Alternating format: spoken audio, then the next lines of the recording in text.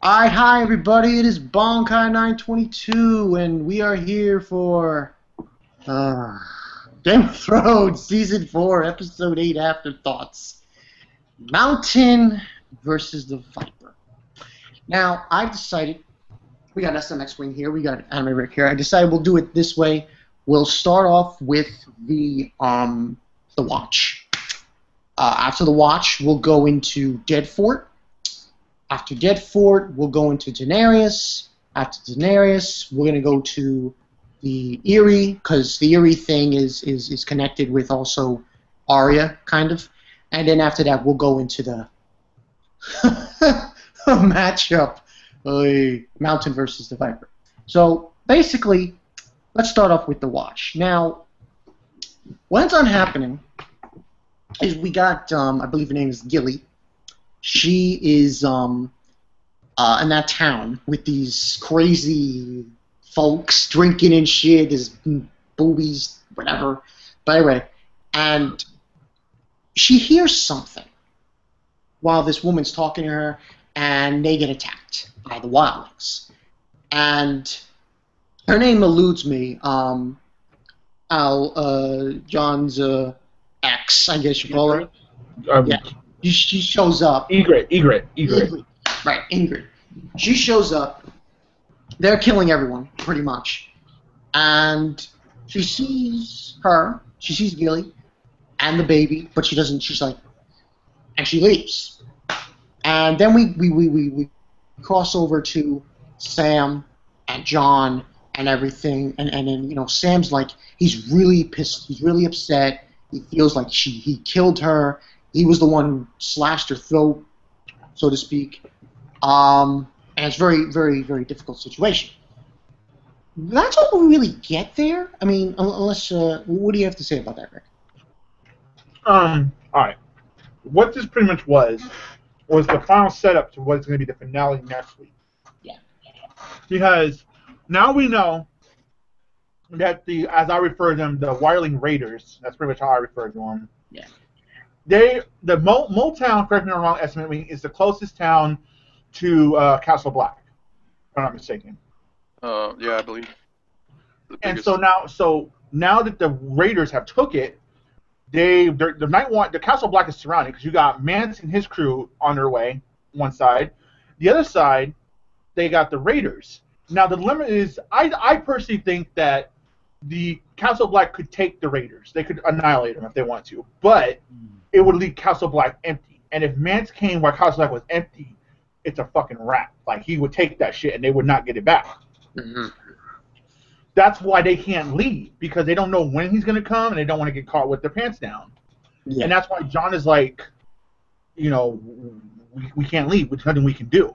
Yeah. And I like the fact, they believe they did a good job at sensing, because they know the storm is coming. That's why I do is like, you know what? Whatever happens, happen. The last man standing, just make sure you burn me so when I'm dead, I don't come back. Mm-hmm. So, and we know from the preview that pretty much all-out war is going to take place. Yeah, it's going to be a massive war between the wildlings. And for some reason, when I did my review, I could not remember Gidley's name. Like, for the life of me, I could not. And I hate when that happens. I couldn't remember her name for the life of me. Yeah. For all the other random-ass names I can remember, I could not remember her name. Yeah. Because what was weird about that preview was, like, I saw these, like, weird... Like, do they have the wildlings? Do they have, like... Was it, like, a giant or some kind of... Yeah, remember they have giants. Oh, they have giants, right. Because I saw this, like, weird kind of woolly kind of footprints coming in. It wasn't like a giant. I'm not going to lie, I didn't even watch the preview after the episode. I just sulked away in my room. Holy shit. Man. Yeah. But the wildlings... But, I have no idea how the Castle Black's going to overcome this shit. This is... I mean, this ain't shonen manga where aspholes can just happen out of nowhere. No. So it's like, I don't know how. Because, I mean, none of the armies for the Crown had 100,000 strong, if I'm not mistaken. Yeah.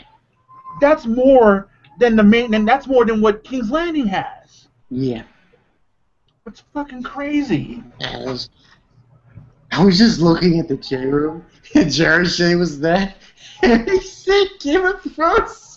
And I wrote, get the fuck out. And he's like, I can't, Bonkai. I can't stand this show anymore. Jurashin, you know. Not to jump the gun.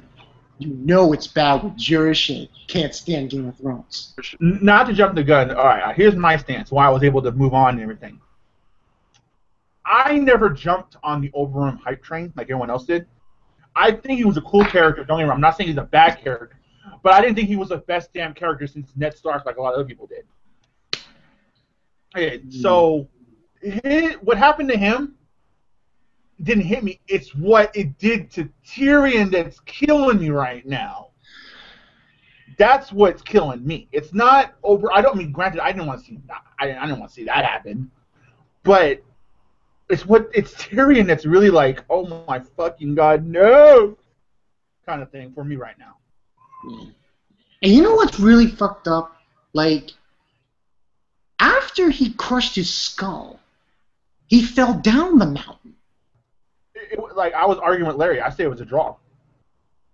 But Tywin says, yes, kid. I'm like, he's dead, the mountain. That was almost through the chest, that blow. Yeah, like, I was arguing with Larry, like, kind of back and forth for a second. I'm like, it was a draw. And it was literally a photo-finish draw. Yeah. He crushed his skull. He fell down.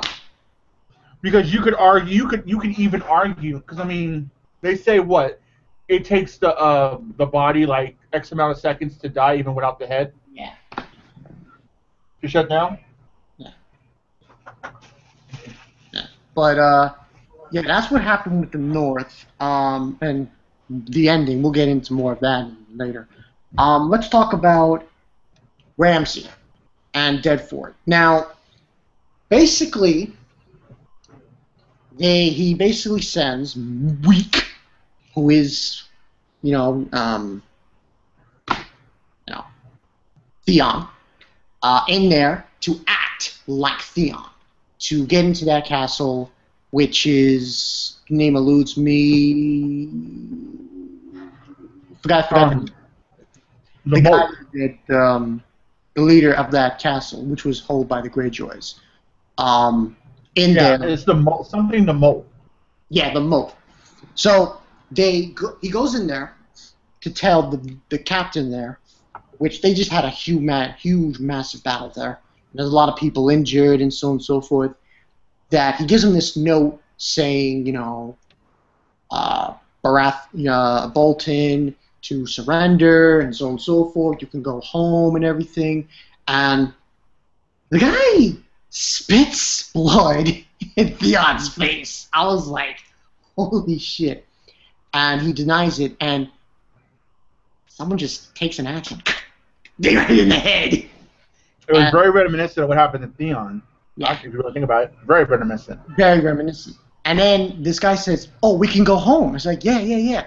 Next scene, you see the same guy, you see his head, and his skin is, I wasn't surprised. Well, you can't be surprised by that type of stuff because that's what's on their banner is a skinned man. Yeah. That's what they're known Not for. to mention it's fucking Ramsey. Yeah. So he pretty much takes care of that, and he tells Theon, we can go home, and he comes out. They come out, and he meets up with his father, Ramsey Lord Bolton, and Bolton just this scene was kind of interesting for me. He basically tells him, what do you see here? Like, what do you see here? What do you see here? He's like, the fields, the hills, and he's like, this area is all of the North. Basically, he was just basically telling him this whole area is the North, and like, it's bigger. He even said it was like kind of bigger than King's Landing, and it's one of the North is the largest area in Westeros. Yeah, largest area in Westeros. He was saying, and now he basically said, "And what's your name?" He says, "It's Ramsay Snow." And now he says, basically giving him this note saying that he is now known as Ramsay Bolton. Well, first off, I didn't know they could do that, and I'm gonna say this. I think this could be like a topic for discussion. why couldn't Ned have done the same thing for Jon? I think that's kind of fucked up. Wait, hold. Let me. That is true. Let me tell you why. Catelyn, right? No. Only a king can do that. So you're saying he got that? Well, then how did Bolton do it from Tywin? Exactly. Oh. Okay, so a king. Okay, but still, Ned could have been like, "Hey, Rob, I want to make Jon an official." You know what I mean? Well, Ned, maybe, it was still within Ned's power to do that. In that case, it might have been an affront to Catelyn, but yeah, okay. Okay. Goes to show the woman is the true king of the house. So, essentially, he's become, well, he made Ramsey, yeah, and now the warden of the North. All right. Here's my one problem with everything. I was expecting a lot more from this storyline. I was really hoping this would be Theon's journey to reclaim him, who he once was, in a way. You know what I mean?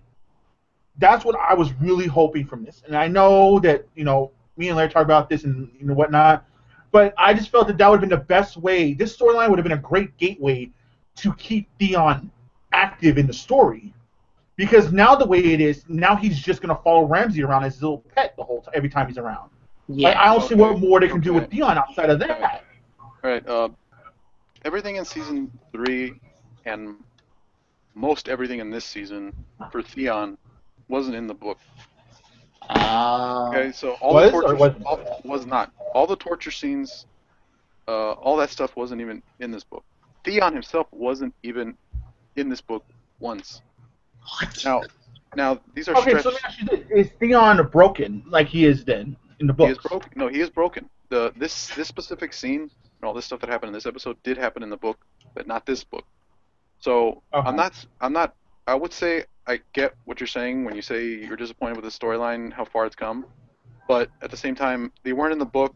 They were stretching it out, and most of Theon's storylines of importance are still to come. So. Okay. Well, I will say this then. I agree with putting the torture scenes, showing the torture scenes, simply because it showed how Theon was broken. You know what I mean? Yeah. So you may not need to do that in a book, but I think visually you kind of it helps to do that. Yeah. And you could accredit to this being shock value by HBO. It is. I think it's good that we saw literally the brokenness of Theon, and then we actually saw and analyze why Theon Reek is so afraid of Ramsey. You know what I mean? Mm-hmm. Right. I agree that it was for shock value in HBO, and I think it was also because they didn't want to lose the actor who plays Theon, because he might have gotten a job somewhere else. No, I think from a story perspective, as a show, I think they kind of needed to do it. I preferred the book. I didn't like. I mean, it's not that I didn't like the scenes. It's just I preferred them not showing it. Okay. Fair enough. Because your imagination went wild with the things that might have happened. It's just kind of scarier to me. Yeah. But overall, it's just the whole scenario. It's a classic example of only fucked up people get rewarded in Westeros. Ramsey being possibly one of the most fucked up individuals in the entire realm, when you really think about it. Walter Frey may be second, but like Ramsey is to me, from what I've seen in the show, Ramsey is the true first pure psychopath. Yeah. Because Ramsey, like, everyone does fucked up shit. Tywin, Cersei, Jaime even. But they do it for a motive, for a reason.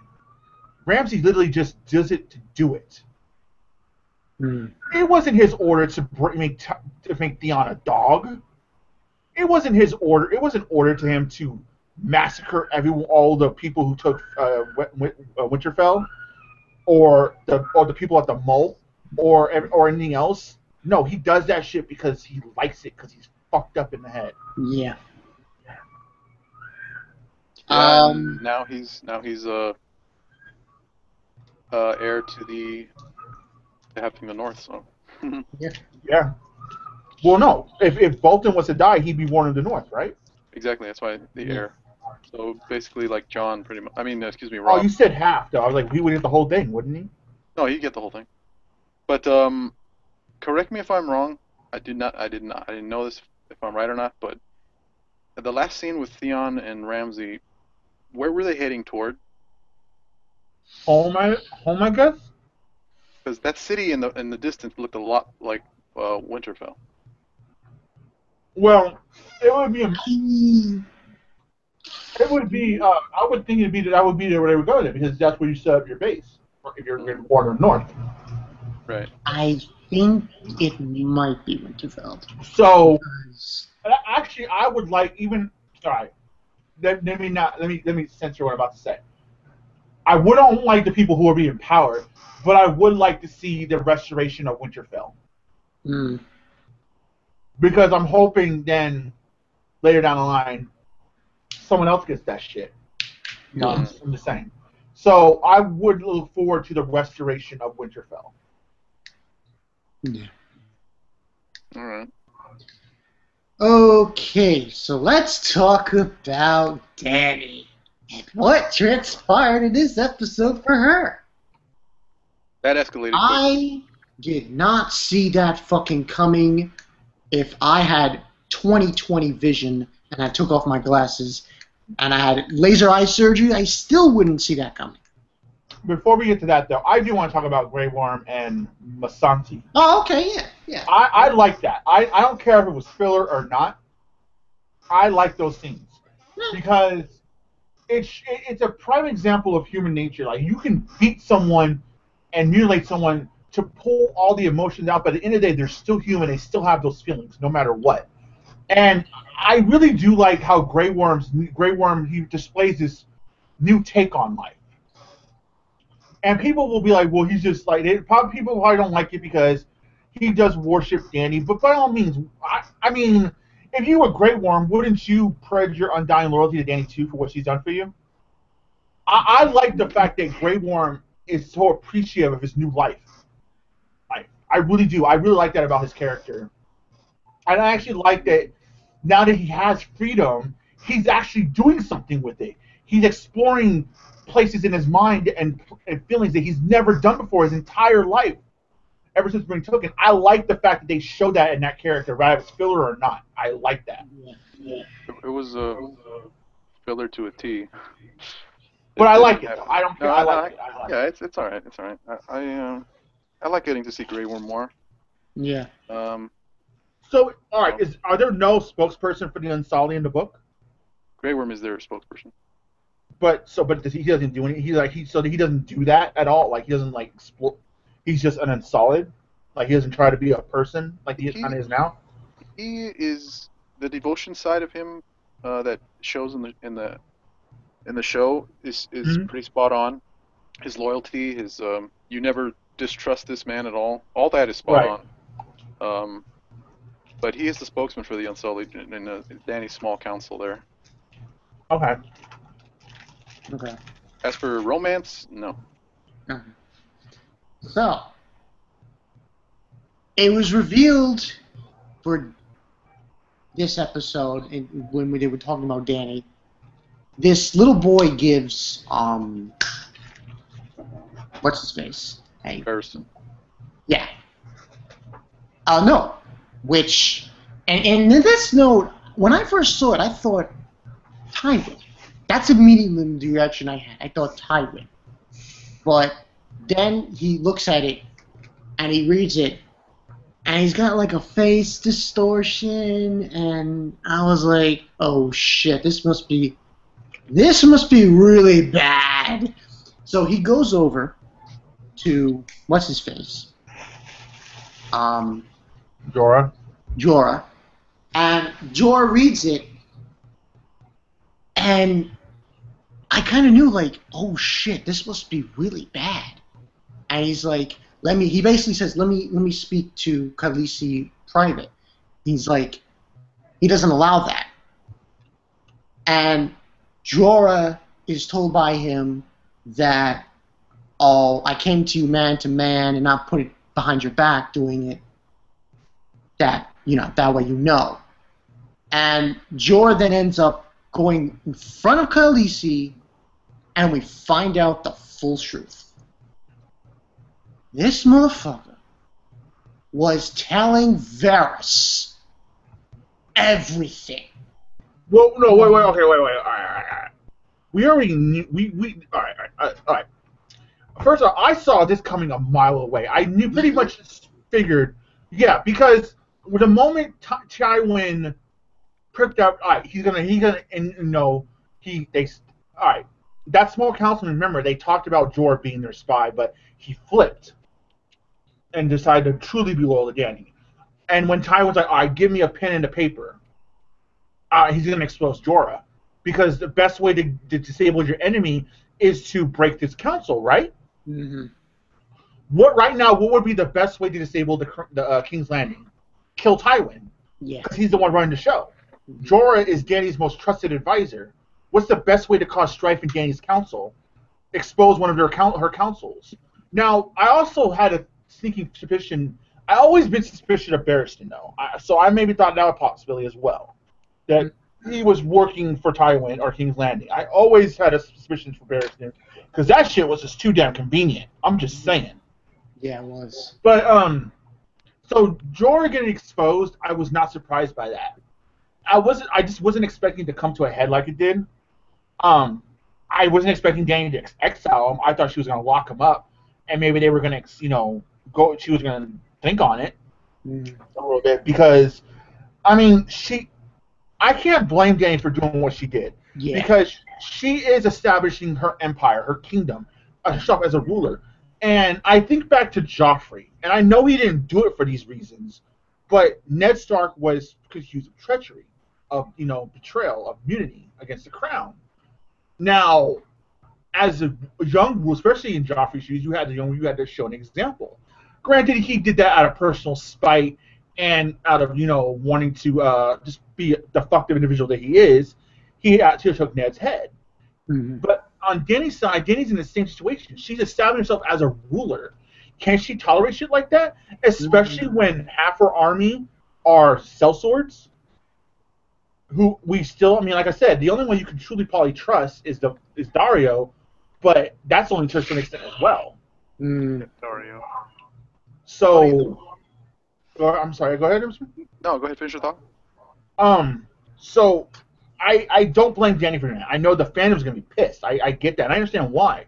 On the flip side, I do say she acted rashly in the sense that, again, in that situation where she pissed off her council, so by exiling Jorah, he could easily hook up with the masters that she's fighting against and just give him the whole inside scoop on her operation. That would be a huge hit to Dany if the masters got the insight, like if they knew inside shit. And Jorah has all the information because a lot of the battle strategies he's probably made. Yeah.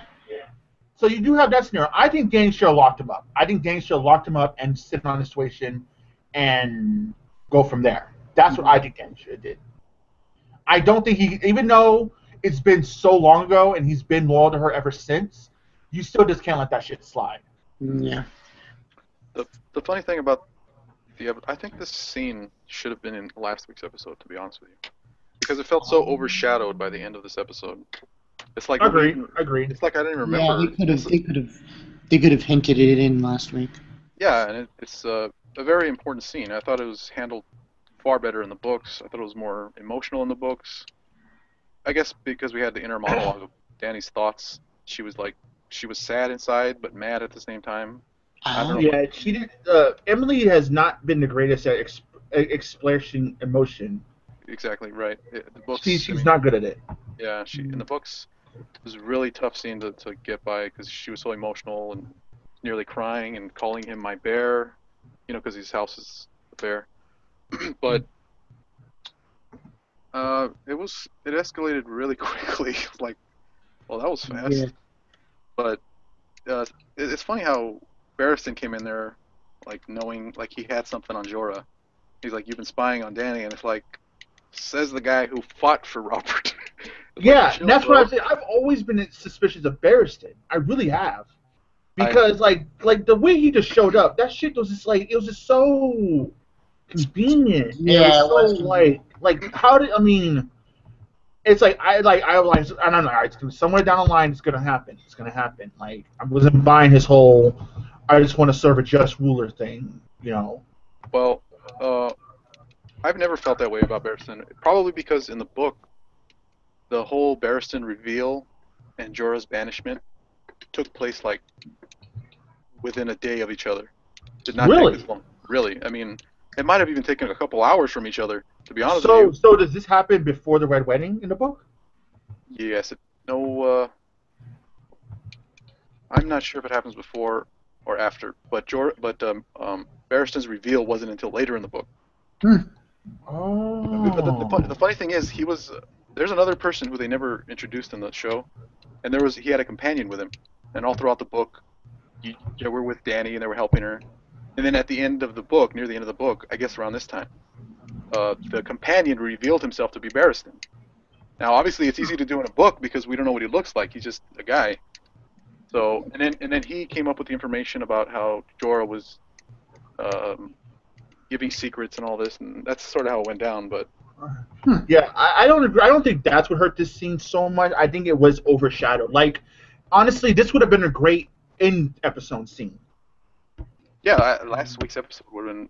Yeah, because what did last week end on? I forget. Actually, I totally forget. What did the last episode end on? Littlefinger. It wasn't the Liza, right?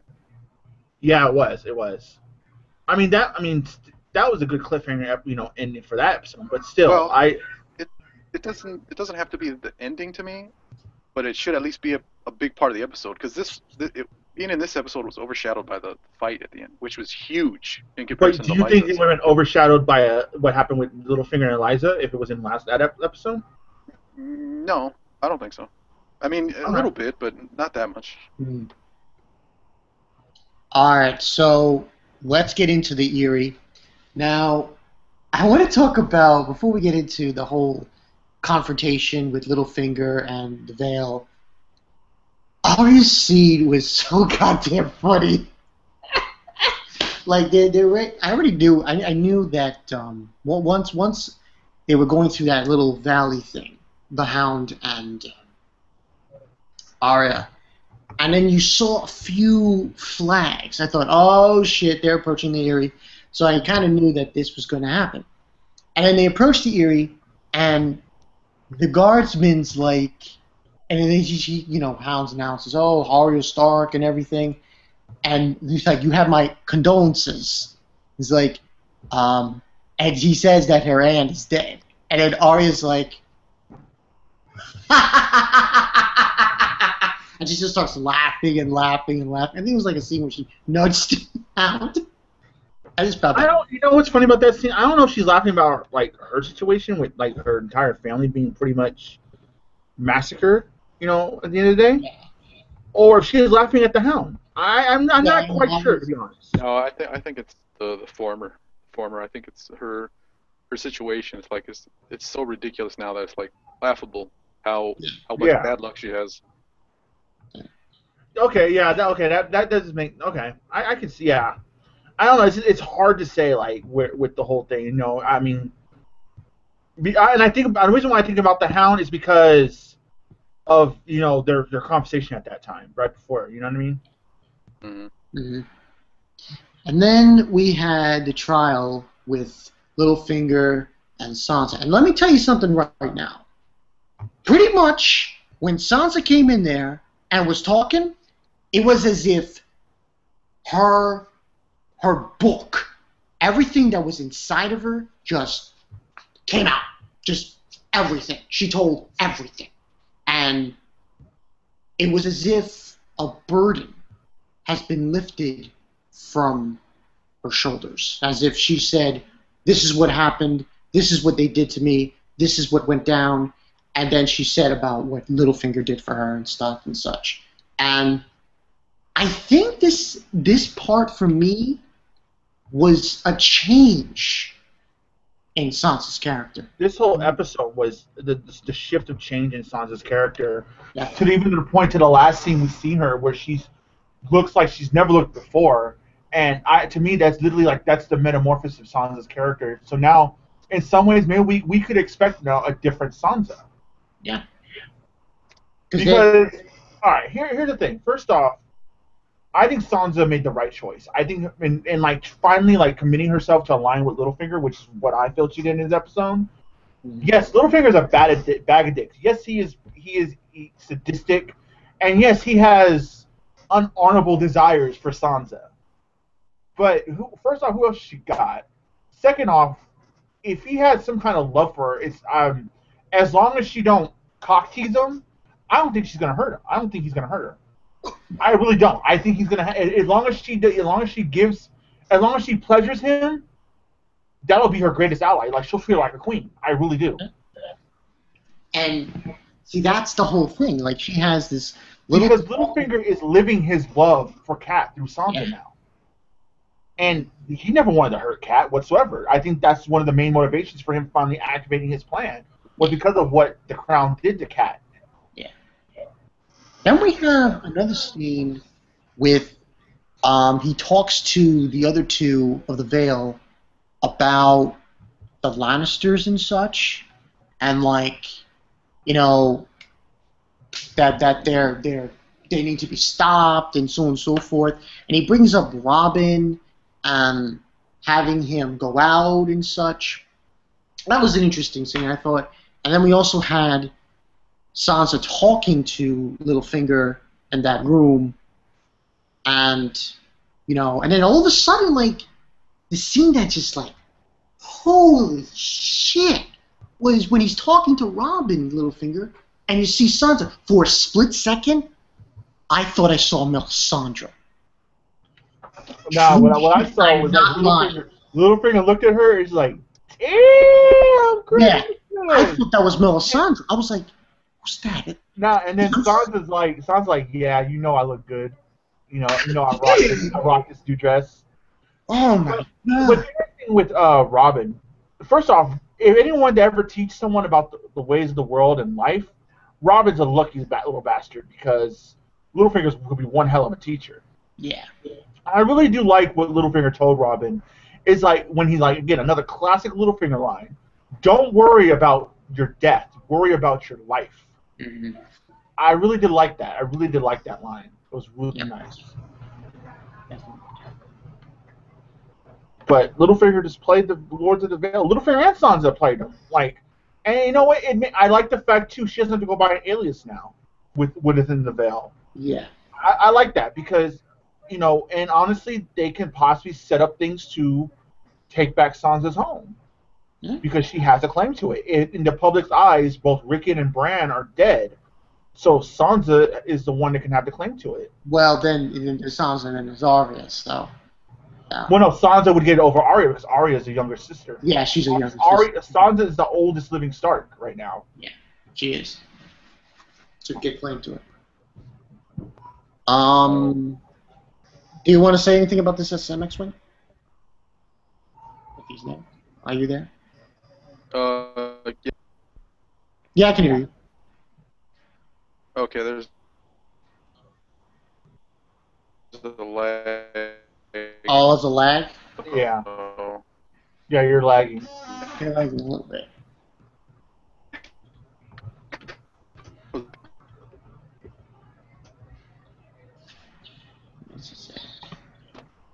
Lag. Okay, he'll come back. When he comes back, I'll have him has his thoughts on the Sansa thing, and then we'll go into.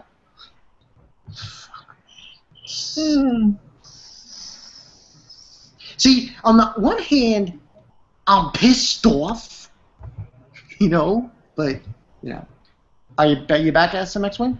Yeah, can you hear me? Yeah, I can hear you. Yeah. Right, yeah, sorry about that. I got internet problems. But it's funny how everybody seems to like the Sansa scenes here, but it sort of came as a shock to me when she revealed all that information because she never revealed herself in the books. She's still in disguise. Oh, really? Really, and lots of these scenes right here. I don't believe they even took place in this book. I think it's the next book. But yeah, she wasn't as she didn't rub off in that entitled feeling like she did in this episode. She's still Sansa. Because I heard somewhere that book 4 is like different characters all around, and you just see different. It's basically what happened in book 3, but it's the opposite. You get it from a different viewpoint, different characters. Right? Right. It's the next book and the book after sort of split Like certain characters are in this book, certain characters are in that book. So Okay. They're not gonna do it in the TV show that way because, for one, because I mean they have to keep those actors under contract and whatnot. Oh, right, right, I agree. Yeah, they're not gonna do it that way. And I mean, as much as fans have raged this season about filler and the changes here and there, I expect it to be far worse in the next 2 seasons. Yeah. I think it's going to be fucking insane next 2 seasons because it's blatantly obvious if that's how the books are set up. So many things are going to be changed. Yeah, they're gonna have to move things. Fit what the TV show needs. Yeah. Yeah, the same with the Arya scene actually in this episode. That didn't happen either. I hate to be that guy that says it didn't happen, and be the book reader. I don't give off that vibe, but I figure people should know. But still, it was a good scene too. Yeah, it was. It was a good scene. I thought it was done very well. All right, let's talk about this motherfucker. Listen, I liked Oberyn because of the way he was, but fuck. Really? All you can say, that's all you can say is fuck. Because, I mean, all right, let's be real. It's his own damn fault. Yeah, it is. You can't blame no one but Oberyn. Oberyn had this shit won. He had this shit won. But no. His desire for this revenge and his confession. See? I gotta hear you confess. He got cocky. Fatality. This is what happens, people, when you say, revenge, I'm gonna get revenge on them. It's called the dark side for a reason. You become too obsessed over it, and you start killing, and your anger gets the better of you, and some motherfucker comes out and he crushes your skull. Oh, see, Bonkai. What? I told you I didn't watch. I couldn't bear to watch the last scene. All I heard was screaming, and I turned away because I really can't believe how this of all scenes, including Ned and the Red Wedding, was the one that I couldn't watch. I just couldn't look at the TV. I mean, after I watched that episode, I thought to myself, you know what? This season is probably going to go down as one of the better seasons. This probably was better than last season as a whole. Wait, what was your claim again? I'm sorry, I didn't hear. No, I was saying this season was better than last season. This season as a whole might be better than last season. Thus far, I agree. Because, I mean, as great as the Red Wedding was, there's so many different, more facets to this season compared to last season. This season, I would say that for me, honestly, they're even. Because I really do like last season 3 is my second favorite season, and for me they're even because they're very similar seasons. Oddly enough, they're the same book, but they're very similar. Yeah, in a lot of ways. That's true. So where I like them for the exact same reason. This one has a lot more. What was that next one? I was just saying that this one has a lot more going on, don't you think? In terms of those moments. Because season 3 was it started out that way too, but pretty much all of season 3 was almost an aftermath kind of thing. Of Blackwater and Tywin asserting himself and everything. I don't know. For me, yeah, I would agree. They're but all right. Because season 3 has one of my favorite Dany moments when he burns down Astapor. I love that fucking scene. Oh yeah, that's a good one. So much. That's one of the facts. Outside the Purple Wedding, I guess the White Walker scene would be my other favorite scene this season now. Really? Yeah, one of my favorite. Yeah, would be that one. Just because of how amazing it looked with cinematography wise, and just to actually finally get a little insight, a little bit of just the White Walkers, whether it be a filler or not. I mean, I really did enjoy that scene. The way it was shot, the way it looked, the other this higher up White Walker, and what the actual baby with the babies. I liked that. Mm. I really enjoyed that scene a lot. Yeah. I think this scene, my favorite scenes were Tyrion ones. Yeah. Oh yeah, from story, yeah, and then Tyrion's yeah. No, I would say that. I'm just saying like from a visual perspective. Okay. Like the Dany scene is more. I mean, it's an awesome Dany moment, but it's also visually awesome too with the dragon and just the way it all is executed and everything. Yeah. And But you were gonna say? look though, Tyrion's dead. Tyrion just. I mean, oh my God. That's what's Here's funny. the thing that pisses me off. Like, didn't Tywin just realize to think, oh, Mountain is down? But it's one of those things. I think Of course he's not going to do that. See, in my opinion, I went back and forth later. I say this was a draw. Yeah, he stabbed him. When he stabbed, Because that was a draw. he dropped dead right after he crushed his skull. But they do say the body can be active for like up to X amount of seconds when off the head. Oh, because he crushed his skull before he fell down? Yeah. Okay. Maybe in La La Land. But then he dropped dead immediately after too. Yeah. So I say it's a draw. That's my personal take on it. If I was if I was Jamie, I would look at Tywin and spit in his face and spit in his sister's face because I don't know what. But see, the thing I know, I'm terrified because Tyrion has no allies whatsoever. Jaime will only do so much. He's already said he'll only do so much. Yeah. Unless get me depressed. Unless. I think SMX is trying to chime in. What are you gonna say? No, I wasn't. I was just saying that this talking about this is really getting me depressed here. Oh. I mean, okay, wait. Okay, I know I'm very stupid for not actually watching the scene itself, but the very last scene where the mountain got on top of him, right, and started to put his hands on his head, Oberyn's head. Oberyn got another shot in. No, he just got skull crushed.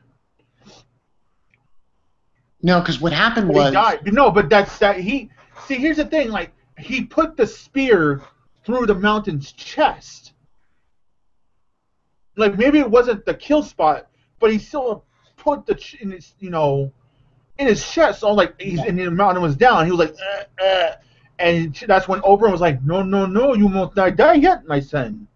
You will confess. Confess! And then, he trips over him, mounts him, confesses as he's crushing his skull on some Jason Voorhees shit, and then he drops dead. Yeah. That's what happened. I'm not.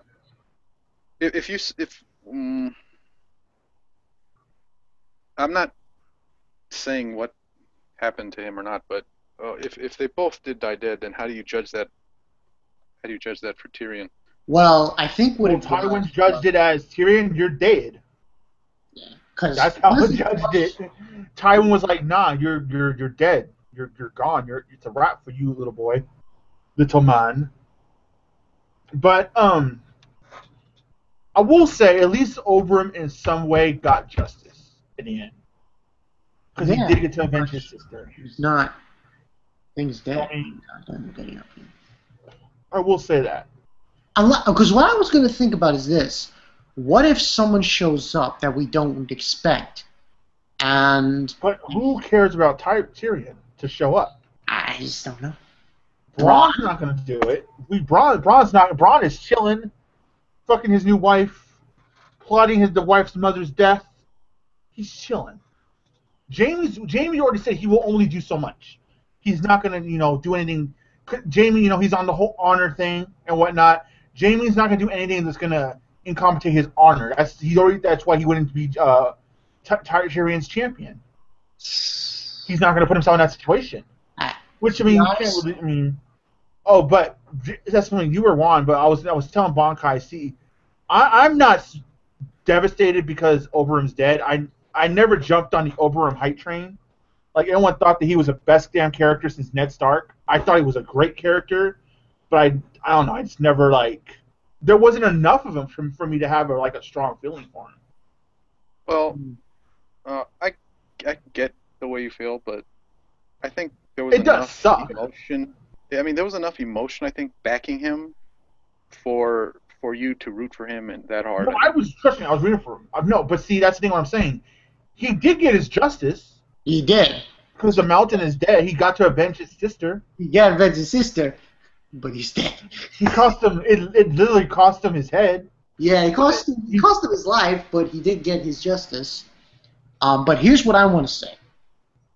I'm not going to be happy until Cersei's dead. I'm sorry. She needs to be killed.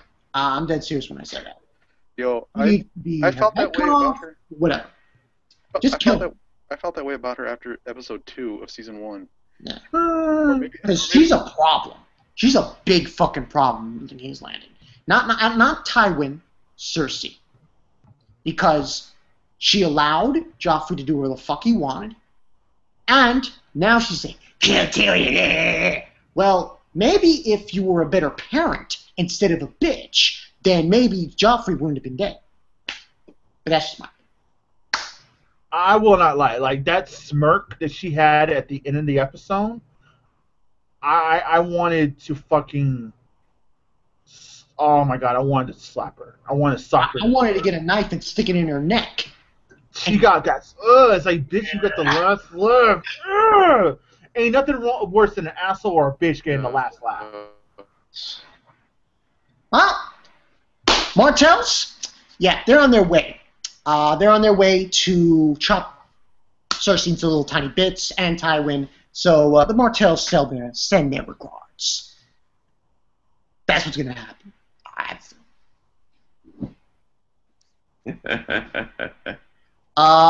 So I think that's pretty much it. We covered pretty much everything. Wait, Bonkai, why didn't you invite Haki? I didn't know if he... Last time, wait, let me see. I don't know if he was online. Because when I checked, I didn't really see him. I don't see him online. Haki's definitely on the Game of Thrones hype now. I know he is, but... He actually watches it weekly. He's like one of the few live-action shows he watches weekly. And you do hurt his feelings because you don't invite him. So. Ooh, I hurt his feelings. I don't see him. I know I saw him before. Let me see. That's not it. It's Rodney. But man, I'm scared. I'm terrified for Tyrion right now. Because who is gonna say oh my god. He's mobile. I don't know if he's got. And Goldie Ace, I say look. He crushed the skull and then he dropped dead and he was done. Why didn't he just get back up? He's dead. The mountain is dead. In my opinion, it was a draw. It was a photo finish. A photo finish. That's the way I look at it. If you think otherwise,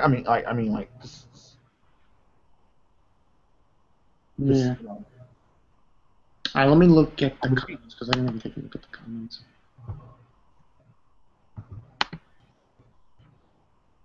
But I'll wait until Haki gets here if he gets here because I just sent him an invite. Wow, 3,009. Yeah, we'll just wait for him. I agree. Oberyn got cocky. It's no one's fault but Oberyn. Like you can't say. You can't even say the Mountain fight dirty because it was a no holds bar. It was Oberyn's fault. He got cocky. Yeah. It was sort of a. The stuff we loved about him, the fans loved about Oberyn, the way he was so passionate and loving toward his family and all that, was actually probably the same reason why it ended up being his downfall. He wanted to make sure that the Mountain knew what happened before he died. Let me. Zato OW. No, that's what I was saying. Like this has been foreshadowed since episode 1, on season 1 with Jorah. I know that. That's why I was telling Bonkai and everything. I saw this coming. I wasn't surprised whatsoever. I just, like I said, Danny should have locked his ass up and then sat on what to do. Like next episode. But we pay attention. Don't be hating on us, man. We pay attention. So according to Goldie Ace, who I know who that is, he says Mountain isn't dead. Is this thing still alive? Yeah, we're still alive. Thought it was over already. No, still alive. Haki, I want to know what you know about the episode. I really do. Yeah. It was pretty enjoyable actually. Let me think. I mean, obviously the ending. Yes. But besides that, I mean, I'm still sticking with my fuck Ramsey, phase. I still don't like Ramsey. I definitely don't like that he's a bolt. Like, I don't like him even more now that he has kind of an authority as a Bolton or whatever. So I'm like, oh great, now people that get, authority. Now he can be a bigger bag of dicks. I kind of. The funny thing is, I was actually clapping when Sansa was talking to the whatever those people. The Lords of the Vale. Yeah, because I was like, okay, her performance was pretty well done for lying, though she told the truth. But I doubt that she really truly thought of him as a friend in the way that she was kind of saying. Oh yeah. No, yeah. So, I mean, what she was saying was coming from the heart, but at the same time, she was still lying. She still had to lie, to save, pretty much, so he wouldn't die or anything. But, I applauded. I was like, okay, that was the best I've seen her do. And the Arya, the Arya thing made me laugh because she started busting up laughing. She literally busted up laughing. See, I don't know what she's laughing at, but I take it as for the situation. I mean, I think it's a mixture of both. I mean, sometimes it's just hysterical, but also he doesn't get his money. So I mean, I guess it could have been both ways. And the Daenerys shit, she fucked up, so I was just like, whatever. I think I don't find a reason to send him just to pretty much exile this guy, just excommunicate him. Because I mean, it wouldn't make any sense. Because I mean, granted, I don't know if the information that he does have now, I don't know if any of it will be all that useful. I think it will probably. No, I think she could totally fuck her up with the inside information that he has. That's what I'm saying. It's stupid to send her. I think it was stupid to send him away. I mean, I don't even think she really just needs to lock him up. I think a test him or something. I mean, he has been with you. Didn't give him he didn't even get a chance even plead his own case either. So I mean, but I mean, she wants to rule the way she wants to rule. So I mean, whether she fucks up or not, it's on her. And I actually like the conversation with Jaime and Tyrion. I like that. That was they have a nice relationship. Yeah, I forgot to mention that. That was the other Lannister, the guy who would smash the Beatles. Yeah, I really enjoyed that part. It was just mellow, pretty much last moments of brothers, pretty much literally. So I mean, it was pretty cool, and then the ending. See, here's the thing. I liked Oberyn. I didn't think any highly of the guy or anything like that, but I liked him as a character. When he first showed up, I just liked his demeanor, and in the end, his demeanor, the way he acts, fucked him over. Yeah. And I mean, people were like, "Well, he achieved his goal." Look, I say it like this: achieving a goal like that and dying is pointless. You don't get shit from it. Granted, okay, he could have literally, just lived. Fuck his confession. You already know he did it. Because see, I find his goal, his reason, kind of dumb. I mean, okay, you have him confess. It doesn't matter. What the fuck happens after he confesses? Nothing. No. I think one of the reasons he wanted him to confess is for Tywin to be put a A on his face, because he believes it was Tywin that gave the mountain that order. That's what I think he was trying to do, and like expose Tywin. But, all right, see, here's the thing. Even let's say he does it. Let's say he does expose Tywin. He said it. Actually, the guy confessed. Let's see what happens then. Yeah, no, no one would care. Tywin would not give no fucks. Right. That's what I'm saying. That's what I'm saying. In the long run, I felt that what he was trying to do was kind of point. I know it's a personal thing, but thinking about it, just like thinking about it like this, doing that and dying in the process, pointless to me. At least in my opinion, it seemed pretty pointless. All right. Well, dying. Let's see. Him defending Tyrion isn't really an affront to Tywin, so the Martells couldn't do anything, even if Oberyn died, which he did.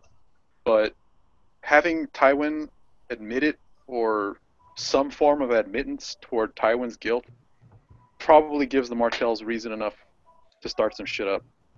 Maybe that's why he wanted somebody to admit it. So it gives the Martells reason enough to go disalign themselves with the Lannisters and even make them an enemy. Well, see, something like this is I'll have to see if all this actually happens for me to say, well, if it was a waste or not. Like this is something that is going to be a long-term, phase of events, just to see if what he did was truly, worthwhile. Right now, though, it doesn't seem that way. But if what you say is the case, then yeah, it meant something. But I always think sometimes death is just, and the thing is, his death could have been avoided, totally avoided. Yeah, he could have avoided all of this if he just. I mean,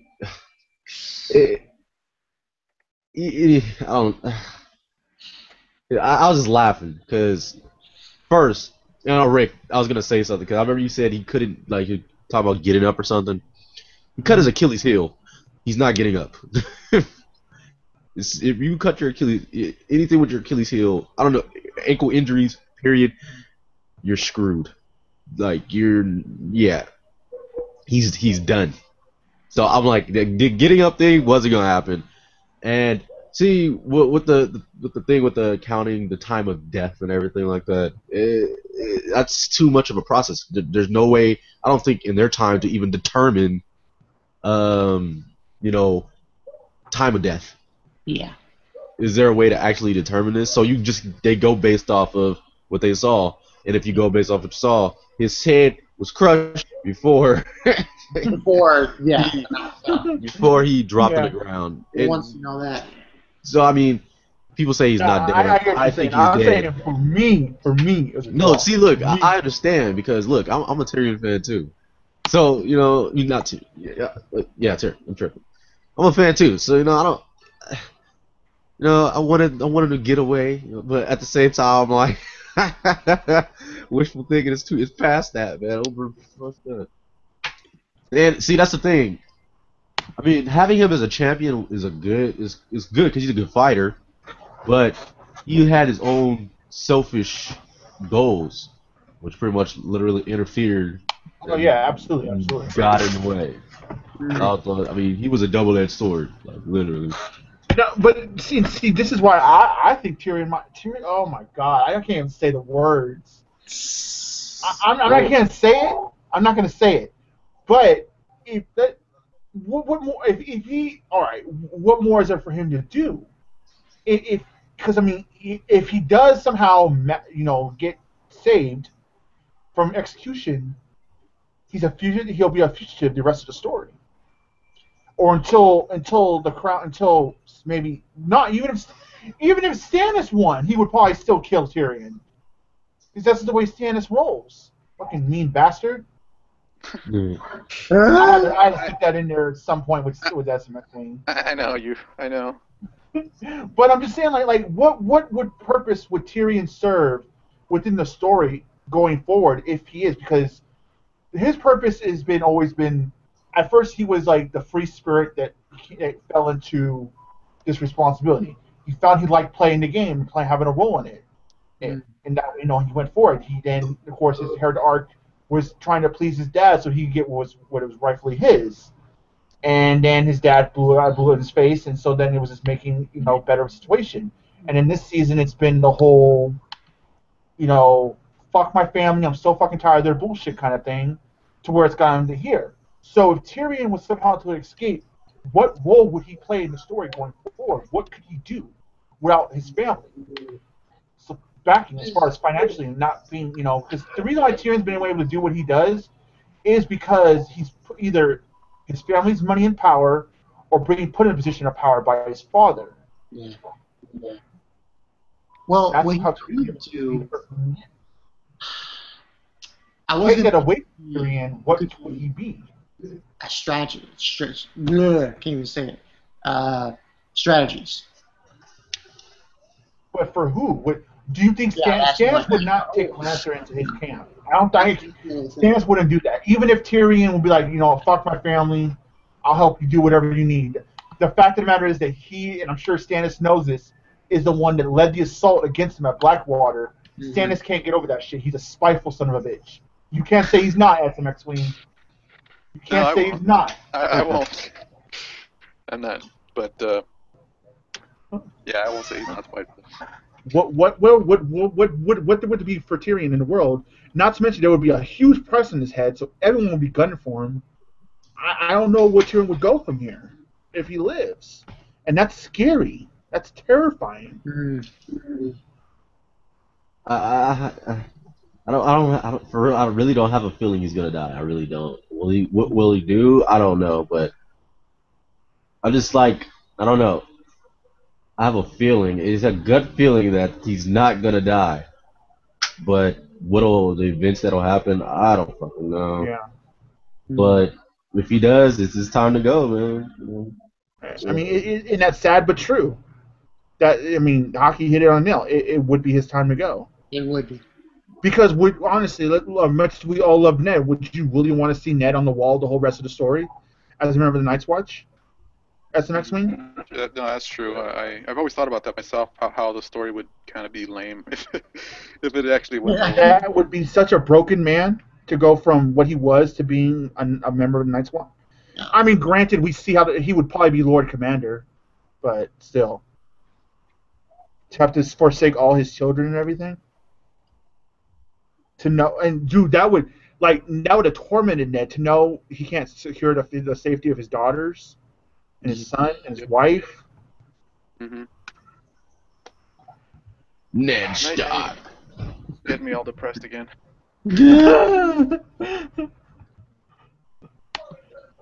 So, Haki's right. If it's his time to go, it truly is his time to go. I mean, yeah, I gotta die someday. Yeah, I gotta die someday. You know what else I forgot to mention? That little kid. He's about to get some training from Robin. A very crazy man. Overall, it was a pretty decent episode. I enjoyed it. I will say, yeah. I mean, if anyone's going to teach you how to work the world, I would love for it to be Littlefinger for me. Yep, definitely. Oh yeah, he's an intelligent person. Oh yeah, smxwing. Did they say that right? Littlefinger has connections from Bravos to his family. It might be true, because if it's true, it slipped my mind because I don't remember that at all. Well, that totally makes why he's so damn good with money. Fucking Ironbreaker Bravos. Yeah, maybe. I don't know if that's a well-known thing among book readers because it must have slipped my mind, or maybe it was just filler or for the show because I don't remember that. Well, actually, there's this guy on YouTube. I'm very careful when I watch his videos because he's a both TV show and book reader. But he did this really good character insight on Littlefinger after the big episode. And there's shit that I don't even remember being mentioned in the show. A lot of this backstory shit, I guess, it got to get from the DVDs and stuff because they never said this shit in the show. It must all be in the books or something. Well, what was it? Like he talked about how Littlefinger's parents and his lineage and where they came from. Like all this shit that I never found out. It was really well done. His name's Red Team Review or something like that. Never heard of it. An interesting fact, though, the one of the Lords of the Vale, that old man he was talking to. Yeah. He's a relative of the Night's Watchman who got killed in the very first scene of the series. Oh, really? If you remember that, I don't know. Yeah, I remember that scene. John's uncle? What's that? John's uncle that never came back? The very first scene of the entire show, where those Night's Watchmen. Oh, the one that got his head knocked off. The one that was the leader, kind of cocky one, if you remember. Oh, yeah, okay. Yeah, they're related. Just an interesting fact.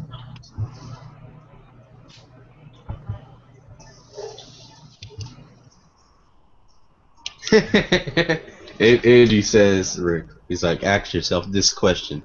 Who is the most popular character in the entire series? Okay. You honestly believe he'll die? Who was the most popular character in season 1? Who was the highest paid actor in season 1? Was that the guy that played Ned Stark? That set the tone. No one is safe in the show. There used to be it used to be like that in The Walking Dead too. Obviously, it's really not. But in this show, I still get that feeling. Like no one is safe. Anyone can drop at any moment. Because that's how the story works. I mean, no one thought when I never thought Ned Stark was going to die. I thought this is the main character. The main family is the Stark family. I never thought the Stark family would be annihilated like they were. That's why I question what is going to happen to Tyrion. Yeah, I don't know, man. He'll walk away in the end, the proud imp. Yeah, Julian Solo says his great-grandfather was a Bravo sellsword. Celsior? Sellsword? Yeah, a Bravosi sellsword. Mm-hmm. Sellsword. Cage Raccoon. God, tits and wine. Yeah. Tyrion's going to pray to the gods of tits and wine, and Oberyn will be resurrected. If only. If only things work that way. That's the scary part. Freaking, not even the Lord of Light can resurrect Oberyn back because he can't resurrect someone who doesn't have a head. Arya asked. Well, when I saw that scene, you know what it reminded me of? Remind me of Star Trek Into Darkness. Remember that when he crushes the skull of the Admiral. Yeah, and he just yeah. He crushes RoboCop's skull. Yeah. Yeah, RoboCop. You guys ever seen Blade Runner? I love that movie, by the way. I think I've seen it. Yeah, it reminded. There was a scene in there Yeah, it reminded me of that Blade Runner scene. But I didn't even stick around to watch it. He's like, I'm not ready. I can't do it, man. Oh my God, Gods of War, is that true? He says Larry posted on his Facebook page he was too upset to do a review tonight. Yeah, like I said, I don't think he thinks the episode sucked. I think he he's really just mad. He's mad, yo. I think he's just mad. It's not just him. It's the whole. When I went. Yeah, I was like, "Fuck this show, fucking stupid shit, motherfucker." Yeah. I was on there. Watch my review, my reaction to shit. It's literally this case of so close yet so far. Yeah. Because he had the shit won. He had the shit won. Plain and simple. That he did. And I was on there and was it Jersey? He said fuck Game of Thrones and I told him to get the fuck out. He's like Bonkai. Y'all, everyone too, go watch Zoro's reaction to the ending. He's got this smile, like, yeah. And then he's like, no! No! Oh, watch. I'm gonna watch. That's his nephew. He done fucked up, man. He did. See, over one of those people that just, you know. It's He's a revenge, beast. He's a beast, but I mean, is revenge really worth dying for? Yeah, exactly. You get too. Well, I guess to some people. You get too wrapped in it. And you know what? Because I don't really think he wasn't planning on dying. No, he wasn't planning on dying. I mean, let's face it. I mean, Oberyn kind of, sort of cakewalked that fight. Yeah, I mean, he was. I mean, yeah, he went. I mean, the worst thing that Mountain did to him that entire fight was break his first spear and throw him around. Yeah, he could have. When he had him in the ground, all he had to do was take the spear and slam it on the Mountain's head. That would have been it. No. You got to confess. No, you have to confess. You don't need him to confess. You know. I guess it goes back. He wants to be known to the public. Yeah, he wanted him to be known to the public, and it's just, man. But, man, now the people know, but now you're dead. Oh my God, Brez boy, Tyrion's going to find work in midget jousting for weddings. Hey, Brez boy, I'm gonna give your girl props. I'm liking Sansa where she stands right now. I'm just saying, I'll give your girl props where prop is due. I'm liking your girl Sansa. Where are my props, man? That doesn't erase her past. No, I mean, that doesn't erase her past, but at least she's finally on the right track at the moment. I'm just saying. Hey, where are my Stannis props? I haven't received any at all. I ain't seen that man do a damn thing. Oh, forget it. Wait, when's the last time he showed up anyway? Here we go. No, I'm not even cracking jokes. I'm being dead serious. I think it was I mean, really, like 2 episodes ago, I think. What was it? I think. Yeah, you're right, because it was a break. Because it didn't. There was Yeah. like that 1 week that wasn't. That's why it feels like it was so long. God damn. He should. They should show him doing some more stuff. No, Netima, I see what you're saying, and that is very true with this series, and that's the even scarier part is, this series, there is no main character. No, there isn't. Season 1, yeah, it was Ned, but going forward after the first book and first season, there is no main character, because there are characters that play more important roles than others, but there is no one focal point protagonist. I mean, the show did kind of put Tyrion in that position in season 2, in my opinion. Season 3 and 4, though, at least just because of the way the story's written, they really weren't able to do that with the following seasons. But season 2, I think they did that with Tyrion, where they made Tyrion the main focal point. Yeah. But there really is no main character, and that, to me, makes it scary. But I get what you're saying. I totally do. See, and yeah, Ned's death was, in a sense, a plot device to be the catalyst for the war. You're right. But shit, see, I agree. You should have just did that. You just stole the fucking spear of Tywin. You would have got his revenge. That's what I was saying. That's exactly what I was telling Bankai. He should have just took that. He was twirling that shit around like, look at me. I'm so good with this damn thing. She's launch at Tywin's head. Got a war's head. Over should have listened to Tyrion when he said wear a helmet. You probably should have. Yeah. Because he got cooked. Shiz was just saying, like, he figured that he was going to throw it at Tywin. Over. Yeah. Throw it. That's what he should have did. Instead of twirling that shit around and then picking it up and then walking over after stabbing him like, yeah, you got to confess. Knowing that the guy still has his arms. Yeah. But then again, you cut somebody's Achilles heel, you don't expect them to do much. Yeah. Is that a car? What the hell? Wait a second. Brez Boy just dropped a spoiler in your comments, Bankai. he said in the books Ned lived and is currently the king. So I guess he just spoiled the entire story for us. Fucking Brez boy, son of a bitch. That's why your ass can't go back in the J room. Hey, Brez, see, the thing is, what did he say? He said Ned survives in the books. Is that true? He said Ned survives and becomes king? Yeah. Brez should Ned be survived the book and he's currently the king. Brez shouldn't be talking about kings right now. I think he has enough problem with kings. Oh, shit. That's for you, Brez. Oh my god, it's funny. Oh yeah, Oswald, he says, I still think Daenerys should not have excelled Jorah. He's a man of incredible experience and knowledge, recognized by Tywin himself. Disposing of him the way was stupid, and really starts to draw parallels with Robb Stark. I do agree with you, Oswald. But see, my thing is, though, I don't think she should have let that shit unanswered, though. I think she should have locked him up and, like Nezima said, maybe come up with some kind of test of loyalty or something.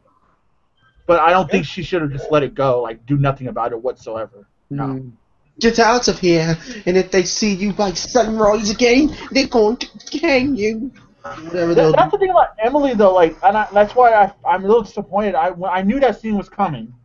I was expecting a lot more, and like we were saying, smxwing, it was overshadowed by the ending of this episode.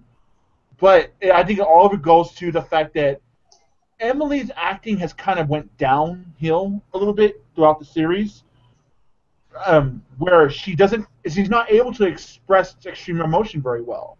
That should have been so much of a more emotional scene. It felt so rushed and let's get to the good shit, kind of moment, where it should have been like I said, that was worthy of being an end episode moment, possibly an end of the season moment.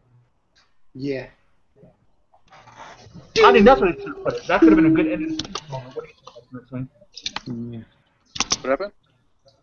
I said that could have been a good end of the season moment. Yeah, see, I wouldn't mind that. Yeah. The funny thing is with that scene is earlier in the season she clearly was talking about those who wronged her or those who wronged. You would either give them justice. Remember that whole. And it's or even like the fact that we had those Jorah Dany one-on-one moments that we haven't had in like two to where you call. I mean, I think that scene was misplaced. I will say that. I would think that scene was misplaced. Yeah. And it was really fast too. To be honest with you, it was like. Yeah. Yeah.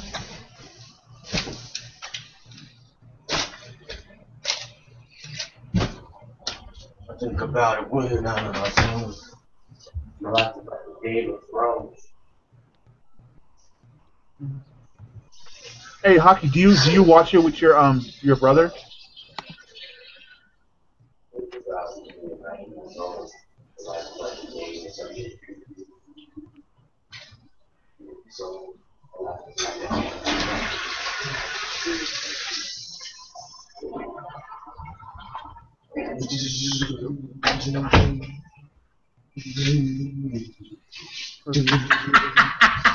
Oh my god.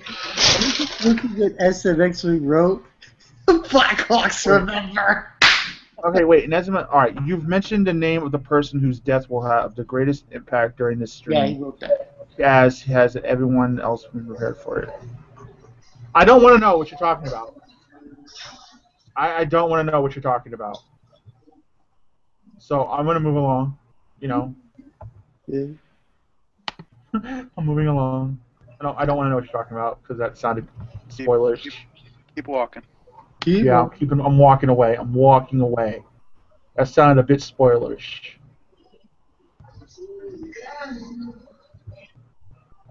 I've already been spoiled on something huge this season that I'm quite pissed about. Been spoiled on what? Something already? Huh? Been spoiled on what? Some troll spoiled the big thing at the end of the season. The sad part is it wasn't even a Game of Thrones video. They spoiled the shit on. It was put it in a the fucking chat. asshole comment. Put it in the chat. Well, I don't want to spoil Bonkai either. So. Yeah. I'll message you on Facebook. Yeah. How far? Sadly, I've been spoiled already, so I know my friend spoiled me. Because I haven't really been spoiled to the point of like a specific thing. Keep doing what you're doing, Bankai. Don't get spoiled. Don't get spoiled. Don't get spoiled because what's gonna happen is fucking. I wish I could undo that text, but I couldn't. But it had happened. And this happened like the beginning of like this season too. Where I've been knowing for a lot of shit. And I fucking hate it. This ice cream is so fucking good.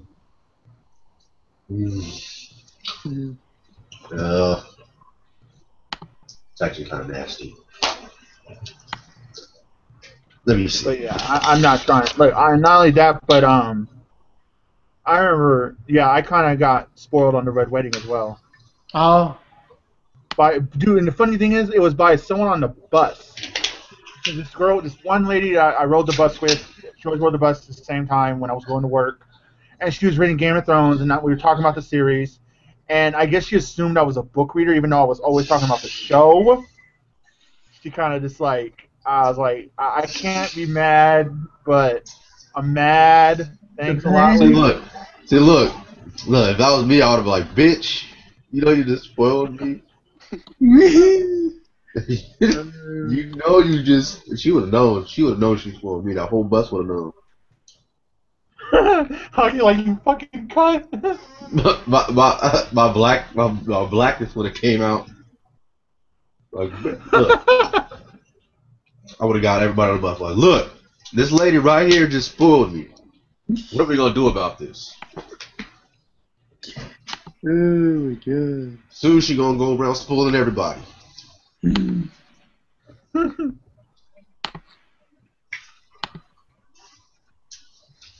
my god.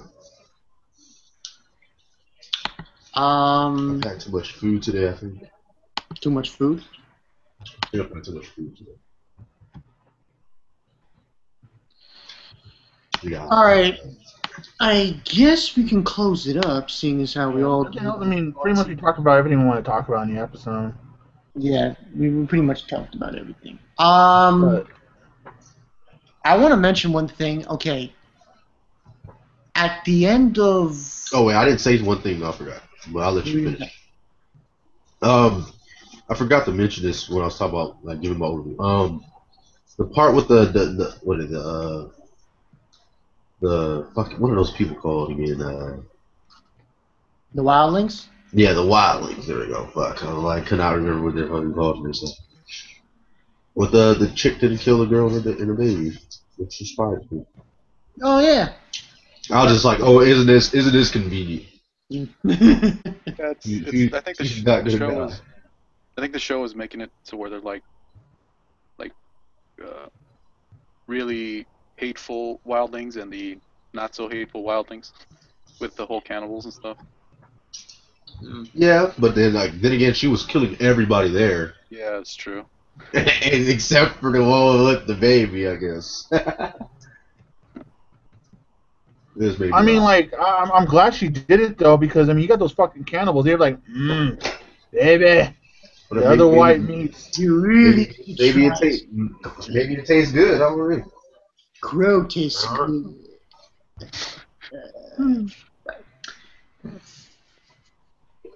But yeah. This is what Game of Thrones has done to us. Oh shit. Talking about so any predictions how the season's gonna feel? Like, that's gonna end. So I mean, we know we got this. We're gonna have this. Actually, Velez in the J room told me that this coming fight is one of the best fights in the series. One of the best battles in the series. Oh, that's the next one. Do you need to be better than Blackwater? Well, okay, I unbiasedly, because I know, I mean, do you think it'll be better than Blackwater? Unbiasedly? What is that supposed to mean? Well, I know you would say Blackwater because Stannis. So. Okay, in all honesty, no bias.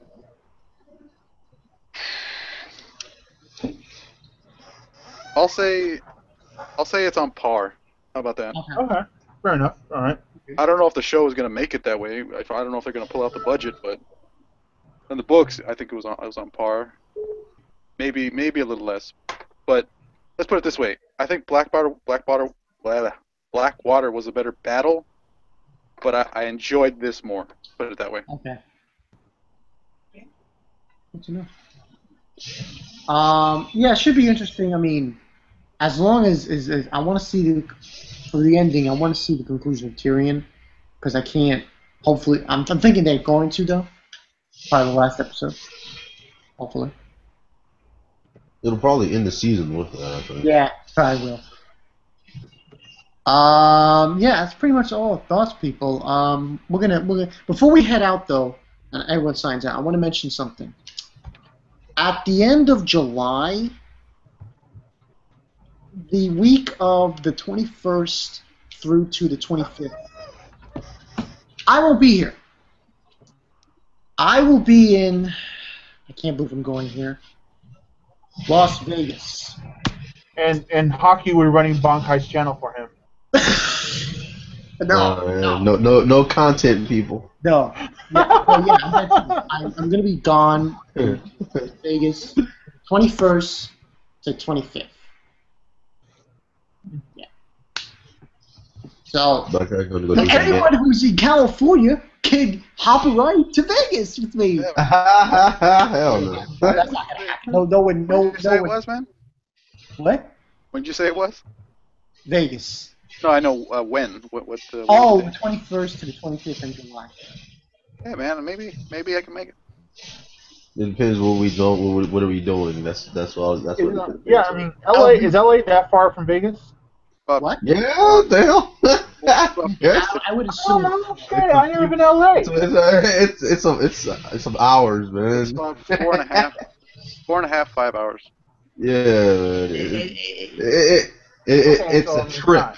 It's not bad or anything. It's a trip, but like for me, it would take me. I think it's like an 8-hour drive for me to go to LA.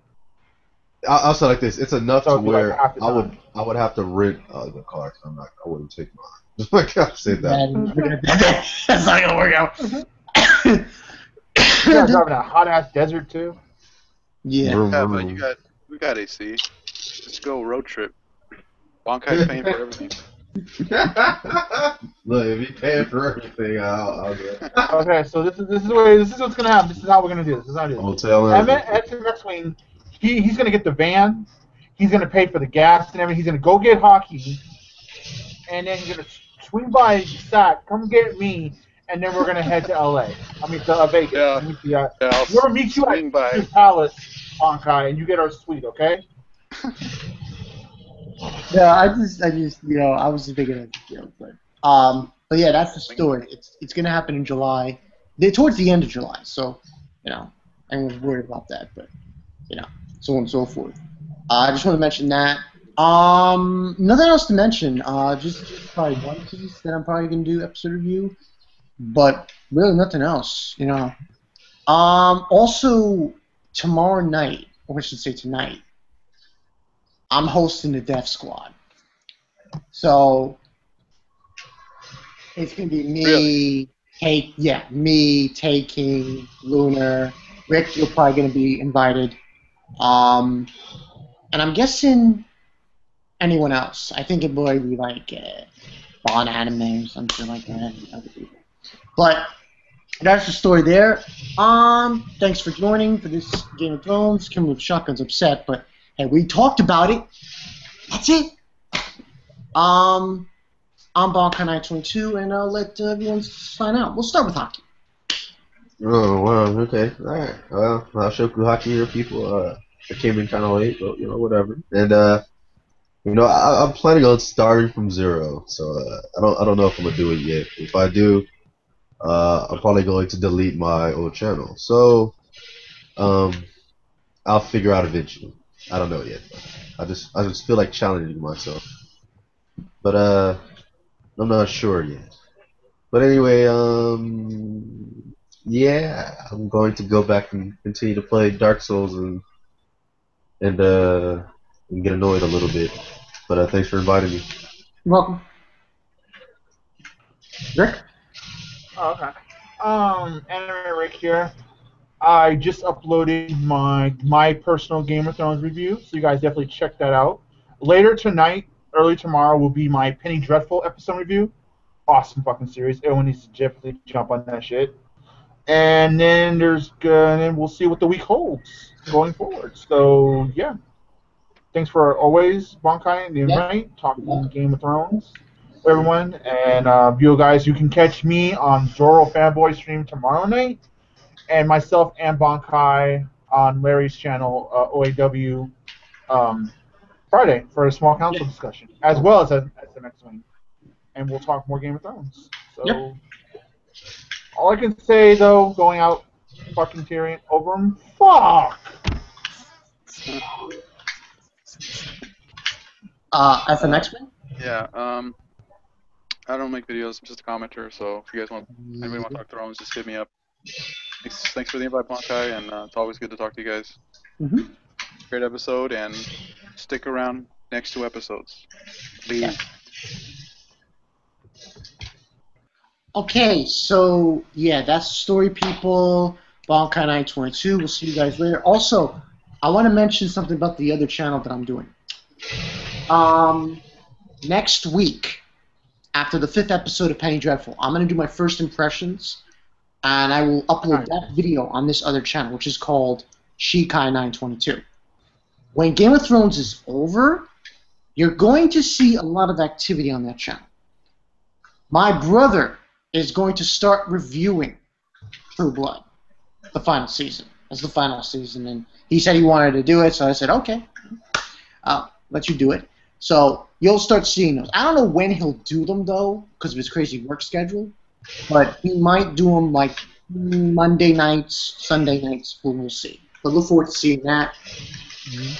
Bonkai 922, Game of Thrones, man, this episode was just too much for me.